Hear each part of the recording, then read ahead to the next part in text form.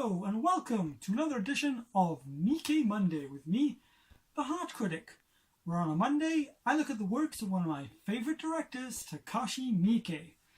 And today I'll be looking at the 2015 supernatural Yakuza film Yakuza Apocalypse. Now this film follows a young man named Akira who ends up joining the Yakuza. He has great admiration for his boss, a man who very much cares for the town that they're running. One day he witnesses the boss get killed and of course is out for revenge. So what you have here is a pretty simple story that sounds like your usual Yakuza revenge stuff. However, there's a twist. This film has Yakuza vampires. And I'm not just talking about vampires that are Yakuza, but I'm talking about if you get turned into a vampire in this film, you also grow the traits of a Yakuza. You adopt the attitude and you automatically become a member of Yakuza. This of course leads to quite a few fun moments, and there are a bunch of other strange elements in this film with it throwing a few curveballs at you which really do keep it interesting. So what you end up with is a really fun film that stays engaging throughout. And there's even a fair amount of action in this, particularly towards the end. It's nothing fantastic, but it's still decent enough. And it actually features Indonesian actor slash choreographer Yayan Rihan from the Raid films. And throughout most of this, he actually dresses like an otaku, which is pretty funny. And so he gets to show off some of his skills, but I never feel like they utilize his full potential. So unfortunately, you don't exactly get Raid quality fight scenes in this.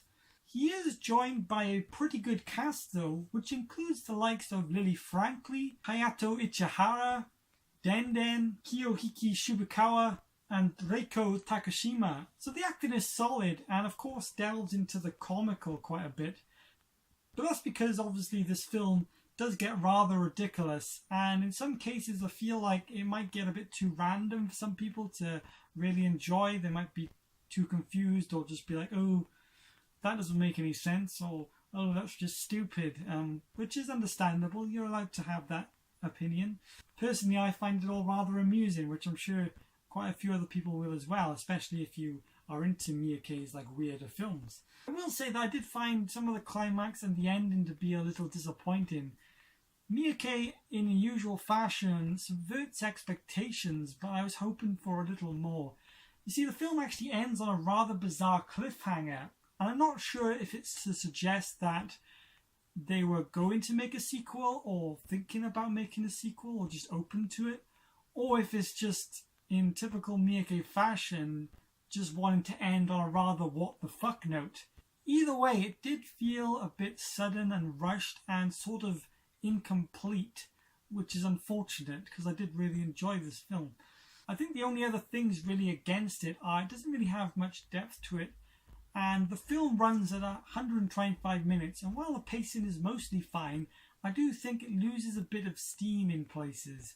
But all that aside, as just a straight up weird Yakuza vampire film, I still think this is thoroughly entertaining. And I think it's worth a look, especially if you're into Miike's more weirder stuff.